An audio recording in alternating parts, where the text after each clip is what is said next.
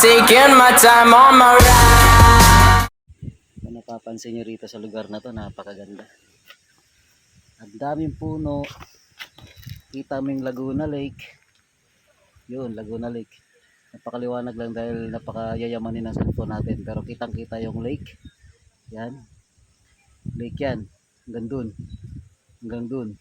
Tapos may malaking bundok dyan. So, sana makabili tayo ng isang bundok man lang. Ha? Mapapa-thank you Lord to the highest ka talaga. Ang ganda na nga. Napakainit ng ano dun sa baba. Ang init. Pero pag nandito ka na, napaka super fresh. Ang ganda ng lugar dito. Nakikita nyo naman. Mapapawit-wiw ka talaga. Grabe. Ang gandang tanawin. Yun, kitang-kita mo yung malaking bundok sa Laguna. Nandito tayo sa Halahala, Rizal. Ganda ng ito yan pa. Thank you. Napaka-presko ng lugar nyo, te. Bigyan po kayo ng mango jam. Titimpla lang po. Okay, thank you. May mga bungang mangga. Mayroon na rin magandang ano ron, bahay. Tapos nandun yung sa kay Boss Emir. So nandito tayo ngayon sa taas. So mas maganda kung mag-swing tayo. Alright. Ang sarap. Yung swing nila. Oh, alright. Dito na lang sa may mangga. So pag pupunta ka rito, yan dito tayo. Magulo yung video natin pero sige lang. Siguro naman hindi tayo pupunta doon sa dulo. Ang sarap. Alright. Hindi siya pantay pero goods na rin. O, diba? Nakita nyo naman sa video ko pa hindi siya pa straight. Pabengkong-bengkong siya.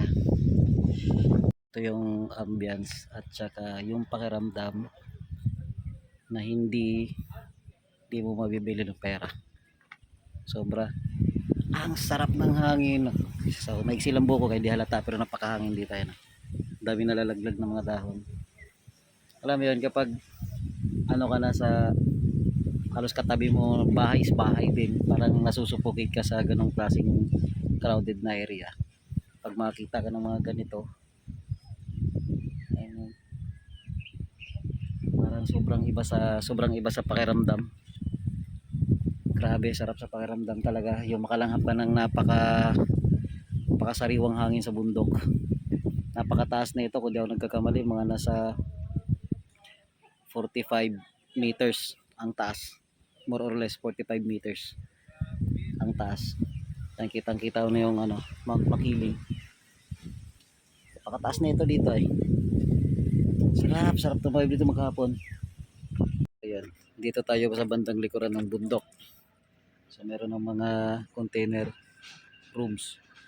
Tapos meron kaming kami no, hindi sa akin yan, sa kay Madam yan. Ito may mga domes. Meron mga beds yan sa loob. Tapos ayos na rin. Hindi na rin. Mas ang ganda ng talaga. Kagandang bundok. Yan, may kwarto din doon na naka-aircon. Meron din dito. Tapos ang ganda ng area niya.